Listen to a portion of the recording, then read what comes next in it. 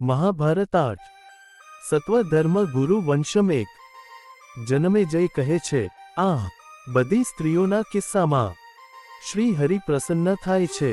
તેઓ પોતે તેમની પૂજાને માન્ય સમજે છે. જેમણે કર્મના બધા ફળ ભોગવ્યા છે અને સારા અને ખરાબથી મુક્ત છે, તેમને સ્ત્રીઓ કહેવામાં આવે છે. પરંતુ તે સ્ત્રીઓ ચોથા માર્ગ દ્વારા પરમાત્માને પ્રાપ્ત કરે છે. ખરેખર આ સ્ત્રીઓ જ્ઞાની છે, કારણ કે જેમ કહેવાય છે, તેઓ ત્રણ માર્ગોમાં જોડાતી નથી, પરંતુ અમર હરિ છે. હું જાણું છું કે સ્ત્રીઓનું ભાગ્ય ઉપનિષદો ધરાવતા વેદોની શોધ કરનારાઓ કરતાં મહાન છે અને તેનું નિયમિત પાઠ કરે છે. આ ધર્મ કયા દેવ કે સ્ત્રીમાંથી ઉદ્ભવ્યો? વૈશંપાયને કહ્યું, જ્યારે અર્જુન પોતે યુદ્ધમાં કૌરવો અને પાંડવોથી નારાજ હતો, ત્યારે તેને તે પ્રગટ થયું હતું. મેં તમને માર્ગ અને માર્ગ પહેલાથી જ સમજાવી દીધો છે. આ ધર્મ ગહન છે અને અજાત માટે સમજવા મુશ્કેલ છે. હે રાજા, તે સામવેદ જેવું છે. ભૂતકાળમાં કૃતયુગમાં તેનું પાલન કરવામાં આવતું હતું. ભગવાને પોતે નારાયણ દ્વારા તેનું રક્ષણ કર્યું. કુંતીના પુત્ર યુધિષ્ઠિરે નારદને આ પ્રશ્ન ઋષિઓની હાજરીમાં પૂછ્યો. તે સમયે કૃષ્ણ અને ભીષ્મા સાંભળી રહ્યા હતા. અમારા ગુરુ વ્યાસ અને મેં આ સાંભળ્યું. નારદે જે કહ્યું, હું તમને કહું છું, સાંભળો. હે મહિપાલ, જ્યારે બ્રહ્મા નારાયણના મુખમાંથી માનસિક રીતે જન્મ્યા હતા, ત્યારે નારાયણે પોતે આ ધર્મ, આ દૈવી અને પિતૃ ધર્મનું પાલન કર્યું હતું. તેમની પાસેથી પણ ઋષિઓ આ ધર્મ સમજી ગયા હતા. તે જન્મથી વૈષ્ણવને પણ એ જ ધર્મ મળ્યો હતો. હે નિબ્બાન, જ્યારે બ્રહ્માએ ફરીથી પોતાનો બીજો પ્રત્યક્ષ જન્મ લીધો, ત્યારે તેમણે તેમના પિતા સોમ પાસેથી આ ધર્મ સાંભળ્યો. તેમણે રુદ્રને આ નારાયણ ધર્મ શીખવ્યો. પાછળથી યોગના અભ્યાસમાં રહેલા રુદ્રએ કૃતયુગની શરૂઆતમાં બધા બાલકીલી ઋષિઓને આ ધર્મ શીખવ્યો. તે દેવના મંત્રથી આ ધર્મ ફરીથી ગુપ્ત બની ગયો. હે નિબ્બાન, જ્યારે બ્રહ્માએ પોતાનો ત્રીજો જન્મ લીધો, ત્યારે તેઓ ફરીથી નારાયણ પાસેથી વાણીના રૂપમાં પ્રગટ થયા. તે પુરુષોત્તમ પાસેથી સુબર્ણ નામના ઋષિએ તે પ્રાપ્ત કર્યું. આમ સુબર્ણે 3 ગુણોના માર્ગે ચાલ્યા, કઠોર તપ, આત્મનિયંત્રણ અને શિસ્ત સાથે. તેથી આ ધર્મને ત્રિસોપર્ણ કહેવામાં આવે છે. ઋગ્વેદમાં વર્ણવેલ આ દુષ્ટ અને ઝડપી ગતિશીલ ધર્મ વાયુ જગતદેવને સુપર્ણ પાસેથી પ્રાપ્ત થયો હતો. તે વાયુમાંથી વાયુનો નાશ કરનારા ઋષિઓએ તે પ્રાપ્ત કર્યો. તેમની પાસેથી મહાન ઋષિઓએ તે પ્રાપ્ત કર્યું. ફરીથી આ ધર્મ નારાયણમાં ભળી ગયો અને ભળી ગયો.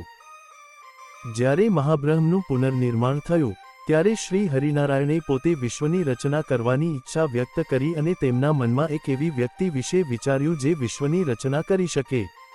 જ્યારે તેઓ આ રીતે વિચારી રહ્યા હતા, ત્યારે તેમના કાનમાંથી સર્જક બ્રહ્મા પ્રગટ થયા. વિશ્વના સર્જક નારાયણે તેમને કહ્યું, હે સુબ્રત, તમારા મુખ અને પગથી બધા જીવોનું સર્જન કરો. હે સુબ્રત, હું તમને પ્રકાશ આપીશ. મારા તરફથી સત્વ ધર્મ સ્વીકારો. તેના દ્વારા કૃતયુગ સ્થાપિત કરો. આમ કહીને બ્રહ્માએ હરિમેટની પૂજા કરી અને ગુપ્ત અને શ્રદ્ધાપૂર્વક શુદ્ધ ધર્મ સ્વીકાર્યો. આ ધર્મ આરણ્યક સાથે નારાયણના મુખમાંથી ઉદ્ભવ્યો. આમ અનંત મહિમાવાન બ્રહ્માને ધર્મ અને નિશ્ચય કર્મ એમ 2 ધર્મોનું પાલન કરવાની સૂચના આપીને ભગવાન તમસના માર્ગ પર આગળ વધ્યા, જ્યાં અંધકાર સ્થાપિત થયો. પછી વિશ્વના દાતા અને પિતા બ્રહ્માએ બધા જ લોક અને જીવોનું સર્જન કર્યું. પછી કૃતયુગ શરૂ થયો. ત્યાંથી સત્વ ધર્મ ફેલાયો અને બધા જ લોકમાં સ્થાપિત થયો. તે પ્રથમ ધર્મ દ્વારા વિશ્વના સર્જક બ્રહ્માએ દેવતાઓના દેવ નારાયણની પૂજા કરી. પછી ધર્મ સ્થાપિત કરવા અને વિશ્વના કલ્યાણ માટે તેમણે સ્વરોચિષ મનુને તે શીખવ્યું. હે ભરતના વંશ સંપદાએ તે તેમના ગર્ભમાંથી જન્મેલા દીક્ષાસ્વરને શીખવ્યું. જ્યારે ત્રેતાયુગ આવ્યો, ત્યારે તે ધર્મ ફરીથી ખોવાઈ ગયો. હે રાજા, બ્રહ્માનો જન્મ નાકમાં થયો હતો અને ભગવાન અને શ્રી હરિનારાયણે પોતે બ્રહ્માને તે શીખવ્યું. તેમને જોઈને પછી ભગવાન સનતકુમારે તેમને તે સંભળાવ્યું. હે ગુરુ રાજા, યોદ્ધા વીરુએ સંતકુમાર પાસેથી આ ધર્મ શીખ્યો. વીરુએ તે તેમના શુદ્ધ, સુવર્ણ અને બુદ્ધિશાળી પુત્રને કહ્યું. તેમણે દીક્ષા મક્ષીને તે શીખવ્યું. નારાયણના મુખમાંથી જન્મેલો આ ધર્મ ફરીથી સ્વાભાવિક બન્યો. પછી જ્યારે બ્રહ્મા ગર્ભમાં જન્મ્યા, ત્યારે તે ફરીથી નારાયણના મુખમાંથી ઉદ્ભવ્યો અને બ્રહ્માને કહેવામાં આવ્યું, હરિ. હે રાજા, બ્રહ્માએ તેને સ્વીકાર્યું, તેનું પાલન કર્યું અને ઋષિ પરીશિલાને તે શીખવ્યું. પરીશિલાથી તે તેમના બીજા પુત્ર જ્યેષ્ઠ સુધી પહોંચ્યો, જે સામવેદમાં સારી રીતે જાણકાર હતો. તેથી હરિએ તેને એક મહાન શબ્દ માન્યો. સત્યનારાયણ પૂજા 2. હે મહાન રાજા, ભગવાન હરિ, મહાન રાજા અભિગમનો આ ધર્મ બ્રહ્માનો સાર બની ગયો છે. હે નિરૂપણ, શું આ બ્રહ્માના હાથમાંથી બ્રહ્માનો 7મો જન્મ છે? કલ્પની શરૂઆતમાં નારાયણે પોતે આ ધર્મ બ્રહ્માને પ્રગટ કર્યો હતો, જે વિશ્વના પવિત્ર અને સ્વામી છે. તે મહાન પિતાએ સૌપ્રથમ આ ધર્મ દક્ષને શીખવ્યો. હે નિરૂપણ, પછી દક્ષે તેના મોટા પુત્ર આદિત્યને પ્રગટ કર્યો. વિવસ્વંતે તેની પાસેથી તે પ્રાપ્ત કર્યો. પછી ત્રેતાયુગમાં વિવસ્વંતે આ ધર્મ મનુને પ્રગટ કર્યો. તે મનુએ પણ વિશ્વના કલ્યાણ માટે ઈક્ષકને શીખવ્યું. હે નિરૂપણ, ઈક્ષકને પ્રગટ કરેલો આ ધર્મ સમગ્ર વિશ્વમાં ફેલાયો. વિનાશ માટે નિર્ધારિત કલ્પ ફરીથી નારાયણમાં એક થઈ ગયો. તે પૂર્ણ થયું. હે નિરૂપણ, યતુદુનો ધર્મ શું છે, જેનું ટૂંકું વર્ણન હરિ ગીતામાં આપવામાં આવ્યું છે? હે નિરૂપણ, આ ધર્મ ગુપ્ત રીતે અને સત્ય દ્વારા પ્રાપ્ત સંકલિત સ્વરૂપમાં હતો. ભગવાન નારાયણ જગન્નાથ, તો આ પહેલો મહાન ધર્મ છે, દુષ્ટતાનું જ્ઞાન અને મુશ્કેલીનું જ્ઞાન, જેને સદાચારીઓ સ્વીકારે છે. અહિંસાના આ જ્ઞાનને યોગ્ય રીતે આચરણ કરવાથી ભગવાન હરિ પ્રસન્ન થાય છે. તેની એક વ્યવસ્થા છે, ક્યાંક તેની 2 વ્યવસ્થા છે, તે 3 વ્યવસ્થામાં વહેંચાયેલી છે, 4 વ્યવસ્થા તેમાં જોવા મળે છે. હરિ વિશ્વના જ્ઞાતા છે, નિર્જન, શુદ્ધ, 5 તત્વોની બહારના બધા જીવોના ગુણો અને જીવન. તે મન છે જે 5 ઇન્દ્રિયોને પ્રેરણા આપે છે. તે વિશ્વના સર્જક છે, તે વિશ્વના સર્જક છે. તે કર્તા અને સ્વામી છે. તે ક્રિયા અને કારણ છે. હે રાજા, આ અમર પોતાની ઈચ્છા મુજબ કાર્ય કરે છે. હે શ્રેષ્ઠ પુરુષ, ગુરુનો મેં આ એકાંત ધર્મ સ્વીકાર્યો છે અને તમને કહ્યું છે, જે કરુણાથી સર્જાયેલા લોકો માટે મુશ્કેલ છે. હે મુક્તિ, હવે કોઈ તે કરી શકતું નથી. કોઈ એકાંત નથી. આ દુનિયા અહિંસા, આત્મસાક્ષાત્કાર અને કલ્યાણમાં રોકાયેલી છે. જો તે તપસ્વીતાથી ભરેલી હોત, તો ક્રિયાનો યુગ ખાલી હોત. વાસના અને ક્રિયાહીન હોત. પૂર્ણતા પ્રાપ્ત થઈ છે. હે જ્ઞાની, મારા ગુરુ, ધર્મમાં વિદ્વાન અને વેદોમાં સૌથી મહાન, વ્યાસે ધર્મરાજાને આ રીતે કહ્યું. તે સમયે ત્યાં ઋષિઓ હતા. કૃષ્ણ અને ભીષ્મ સાંભળી રહ્યા હતા. તેમની પહેલા મહાન તપસ્વી નારદ, સફેદ રંગના અને ચંદ્ર જેવા તેજસ્વી, બોલી રહ્યા હતા. નારાયણના સમર્પિત ભક્ત પણ તેમની સાથે હતા. એકતાનો મહિમા 1. જન્મજયે પૂછ્યું, બ્રાહ્મણો આટલા બધા ધર્મોનું પાલન કેમ નથી કરતા અને જ્ઞાનીઓ દ્વારા અનુસરવામાં આવતી વિવિધ મર્યાદાઓનું પાલન કેમ નથી કરતા? વૈશંપાયને જવાબ આપ્યો, હે રાજા, શરીરને બાંધવા માટે 3 સ્વભાવો બનાવવામાં આવ્યા છે. આ સાત્વિક, રાજસિક અને તામસિક સ્વભાવ છે. હે ગુરુકુલોત્વાહન, શરીરથી બંધાયેલા લોકોમાં જે નક્કી કરે છે કે ફક્ત સાત્વિક જ મુક્તિ પ્રાપ્ત કરી શકે છે, હે મનુષ્યોમાં શ્રેષ્ઠ, તે અહીં સમજે છે કે પરમાત્મા નારાયણ છે. તે એ પણ સમજે છે કે નારાયણ મુક્તિનું ધામ છે. તેથી જ તેને સાત્વિક કહેવામાં આવે છે. નારાયણ હંમેશા તે પરમાત્માનું ધ્યાન કરે છે. આત્મા પોતાની ઈચ્છાઓ પૂર્ણ કરે છે અને ભક્તો, વિદ્વાનો, ઋષિઓ, ઊંડા વ્યક્તિઓ, તેઓ ગમે તે હોય, શ્રી હરિ અને ઇન્દ્રિયજનોનું કલ્યાણ કરે છે. જે વ્યક્તિ જન્મ સમયે મધુસૂદનના દર્શન કરે છે તેને સાત્વિક માનવો જોઈએ અને તેની મુક્તિ સુનિશ્ચિત થાય છે. આ ધર્મ સંન્યાસીઓનું પાલન કરનારાઓ માટે સાંખ્ય યોગ સમાન છે. તેથી સંન્યાસીઓ નારાયણ પર આધારિત મુક્તિનો ઉચ્ચતમ માર્ગ પ્રાપ્ત કરે છે અને નારાયણને જુએ છે તે વ્યક્તિ જ્ઞાની બને છે. હે રાજા, કોઈ પણ વ્યક્તિ પોતાની ઈચ્છાથી જ્ઞાની બનતું નથી. રજ અને તમ 2 મિશ્ર ગુણો છે. હે મનુષ્ય, કારણ કે મનુષ્ય એક જ તત્વમાંથી જન્મ્યો છે, તેથી હરિ તેને જન્મથી જ જોતો નથી. જગતના પિતા બ્રહ્મા તેને જુએ છે. તેનું મન વાસના અને અંધકારથી ભરેલું છે. હે સર્વોચ્ચ, એ સાચું છે કે દેવતાઓ અને ઋષિઓ વાસ્તવિક છે, પરંતુ તેમનો કોઈ શુદ્ધ સાર ન હોવાથી તેઓ કર્મ પર આધારિત હોય તેવું લાગે છે. નશ્વરતાનો સ્વભાવ નારાયણ જેવો છે. જન્મમેજય કહે છે, હે ઋષિઓ, કર્મમાં વ્યસ્ત માણસ પરમાત્મા સાથે કેવી રીતે એક થાય છે? તમારા પોતાના અનુભવથી આ બધું કહો, તેની વૃત્તિઓને ક્રમમાં કહો. વૈશંપાયન કહે છે, 3 અક્ષરોમાંનો સૌથી સૂક્ષ્મ, સૌથી સદ્ગુણી, સક્રિય પુરુષ નિષ્ક્રિય સ્થિતિમાં પ્રવેશ્યા પછી 25મા આધ્યાત્મિક પુરુષ સાથે એક થાય છે. આમ સાંખ્ય યોગ, વેદરણ્યક, પંચરાત્ર આ બધા એક થઈ જાય છે. નારાયણને લક્ષ્ય બનાવતો આ ધર્મ એકાંતનો ધર્મ છે. હે રાજા, જેમ સમુદ્રમાંથી ઉગતા વાદળો પોતાની તરફ પાછા ફરે છે, તેવી જ રીતે આ જ્ઞાનના વાદળો પણ નારાયણ પાસે પાછા ફરે છે. હે ગુરુનંદ, મેં તમને આ સત્વ ધર્મ કહ્યો છે. જો તમે તેનું પાલન કરી શકો છો તો તમે તે કરી શકો છો. જો એમ હોય તો નિયમો અનુસાર તેનું પાલન કરો. આમ તે મહાન ઋષિ નારદે મારા ગુરુને ગૃહસ્થ અને સફેદ વસ્ત્રો પહેરેલા માણસના અમર એકાંત માર્ગ વિશે કહ્યું. વ્યાસે પ્રેમથી વિદ્વાન ધર્મનારાયણને કહ્યું કે મેં તમારા ગુરુ પાસેથી તે વાર્તા સાંભળી છે. હે જગતમાં રહેનારા, આ એક દુષ્ટ ધર્મ છે. તમારા જેવા અન્ય લોકો પણ તેનાથી મોહિત થાય છે. કૃષ્ણ જગતના પાલનહાર, પ્રલોભક અને વિનાશક છે. તે દરેક વસ્તુનું કારણ છે. જનમેજયે કહ્યું, સાંખ્ય, યોગ, પંચરાત્રમ, વેદારણ્યકમ. શું આ જ્ઞાન સમગ્ર વિશ્વમાં ફેલાયેલું છે? હે મહાપુરુષ, શું આ એક જ હેતુ માટે છે કે અલગ અલગ હેતુઓ માટે? હું તેમને તેમના સ્વભાવના ક્રમમાં સમજાવીશ. વૈશંપાયને કહ્યું, જ્ઞાની, મહાન, સૌથી દાનવીર, હું તે મહાન ઋષિને નમન કરું છું, જેનો જન્મ પરાશર અને સત્યવતી વચ્ચે થયો હતો, જે અજ્ઞાનનો અંધકાર દૂર કરે છે. હું તે મહાન ઋષિને નમન કરું છું, જે બ્રહ્મા પછી 6થા મહાન ઋષિ છે, જે અર્શ વિભૂત સાથે સંકળાયેલા છે, જે નારાયણના એકમાત્ર પુત્ર અંજના સાથે સંકળાયેલા છે. હું વેદોના તે મહાન ખજાનાને નમન કરું છું. વેદોના મહાન શિક્ષક પ્રથમ નારાયણના પુત્ર તરીકે જન્મ્યા હતા, જે મહાન શક્તિથી સંપન્ન હતા. તે મહાન ઋષિ અજમાન અને પુરાણ છે.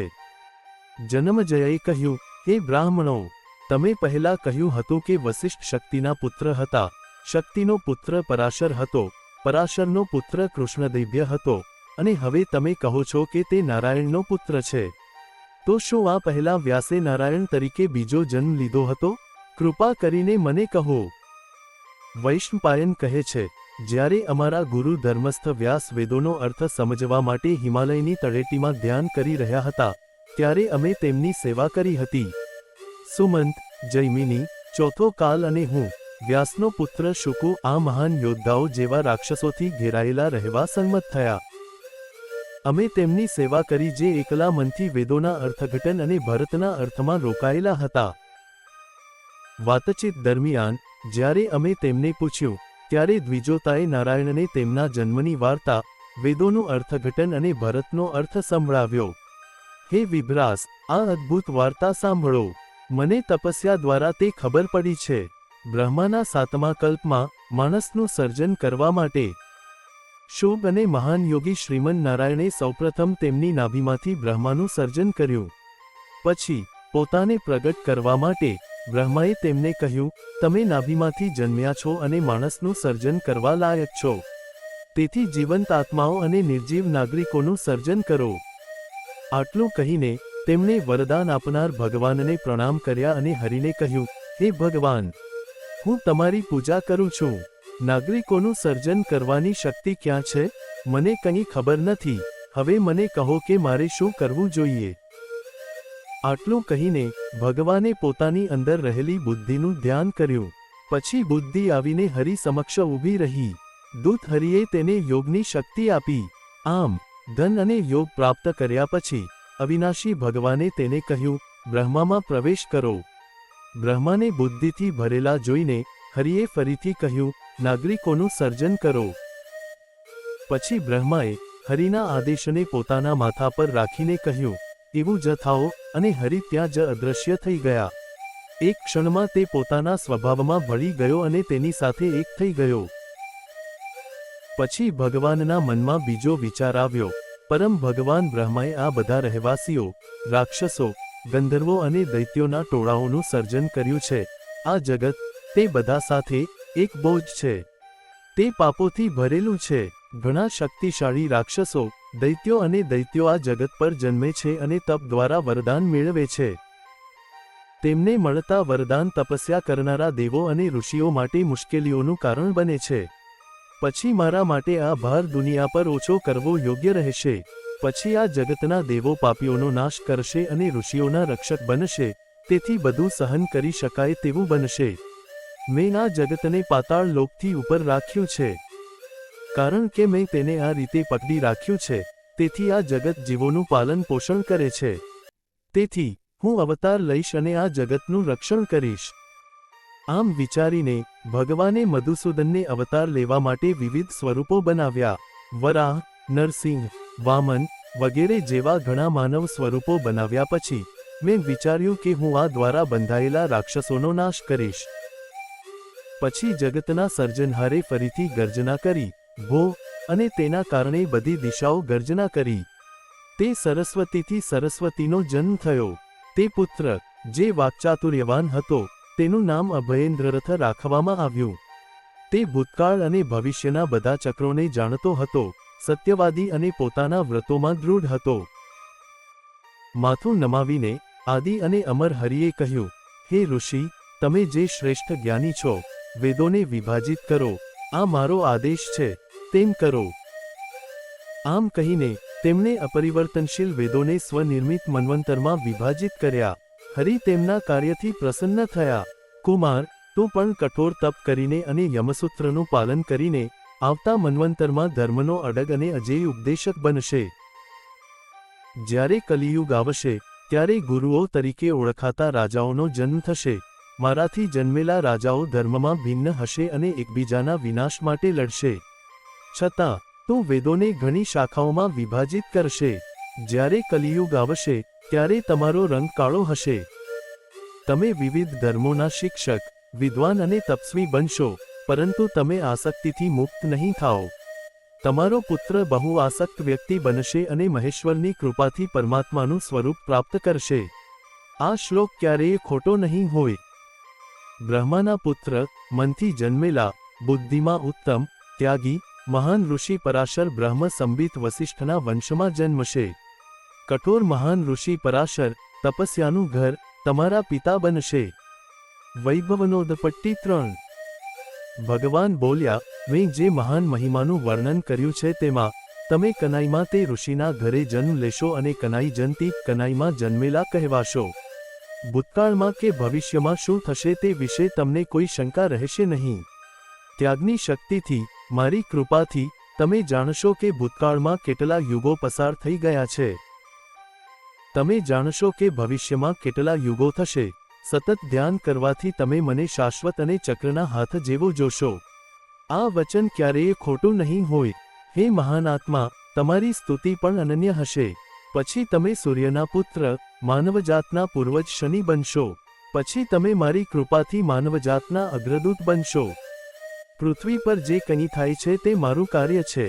શું માણસ માટે પોતાના સિવાય બીજું કંઈ વિચારવું યોગ્ય નથી? હું મારી ઈચ્છાથી બધું કરું છું. આમ અડગ સરસ્વતી મહર્ષિ સાથે વાત કર્યા પછી ભગવાને કહ્યું, તમારી આજ્ઞા પ્રમાણે જાઓ. આમ ભગવાનની કૃપાથી, તેમના આદેશથી મેં અપરિવર્તનશીલ સ્વરૂપમાં પુનર્જન્મ લીધો છે. ફરીથી મેં વસિષ્ઠના પુત્ર વ્યાસ તરીકે જન્મ લીધો છે. હવે નારાયણની કૃપાથી મેં તમને મારા પાછલા જન્મની વાર્તા કહી છે. આમ હું નારાયણના મૂળમાંથી જન્મ્યો છું. હે ભક્તો, મેં ખૂબ જ દુઃખદાયક અને મહાન તપસ્યા ખૂબ જ એકાગ્રતાથી કરી છે અને આ બધું જ્ઞાન પ્રાપ્ત કર્યું છે. હે મારા ભક્તો, તમારા પ્રત્યેના પ્રેમને કારણે મેં તમને આ આખી વાર્તા કહી છે. વૈષ્ણપાયને કહ્યું, હે માનવજાતના પિતા, અમારા ગુરુ, મેં તમને નિર્દોષ વ્યાસના પાછલા જન્મ વિશે આ રીતે કહ્યું છે. હવે હું તમારા બીજા પ્રશ્નનો જવાબ આપીશ, સાંભળો. સમજો કે સાંખ્ય, યોગ, પંચરથ, વેદ, પશુપદ, આ તે તત્વજ્ઞાન છે જેના વિશે મેં વાત કરી છે. કપિલ પોતે સાંખ્ય વિશે બોલ્યા હતા.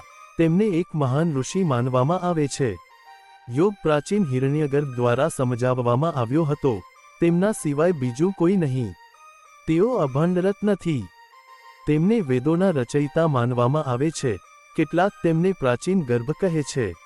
ઉમાના પિતા, ભૂતોના પિતા, શ્રીચંદ્રના પિતા અને બ્રહ્માના પુત્ર શિવે કોઈ પણ ખચકાટ વિના આ પાશુપત કહ્યું. જે યોગ્ય પંચરાત્રો જાણે છે તે નારાયણ છે. સમય અને કારણ અનુસાર ભગવાન આ બધા જ્ઞાનના અંતે દેખાય છે. હે નિરૂપશ્રેષ્ઠ, જે લોકો અંધકારમાં ડૂબેલા છે તેઓ તેમને આ રીતે ઓળખતા નથી. વેદોની રચના કરનારા ઋષિઓ કહે છે કે નારાયણ ઋષિ દરેક બાબતમાં વિશ્વસનીય છે. તેમના જેવો કોઈ નથી. આ મારો શબ્દ છે. જ્યાં કોઈ શંકા નથી ત્યાં શ્રીહરિ છે, પરંતુ જ્યાં શંકા છે અને ફક્ત તર્ક દ્વારા સમર્થિત છે ત્યાં માધવન નિવાસ કરતો નથી. હે નિરૂપણ, બધા જાણે છે કે જે લોકો પંચરાત્રોને જાણે છે, જેઓ શિસ્તનો અર્થ જાણે છે, જેમને એકાંતની ભાવના છે, તેઓ શ્રીહરિમાં પ્રવેશ કરે છે. રાજાઓ, સાંખ્યો, યોગ, બધા વેદ, આ બધા ઋષિઓ અને જેઓ આ પ્રાચીન વિશ્વને જાણે છે, તેઓ તેમને નારાયણ કહે છે. આકાશમાં, પૃથ્વી પર, આકાશમાં, આ બધા લોકમાં જે પણ સારા કાર્યો થાય છે તે સમજવું જોઈએ કે તે બધા સારા કાર્યો ફક્ત તે મહાન ઋષિ નારાયણ દ્વારા જ થાય છે. મહાભારત 9 ચાલુ રહે છે.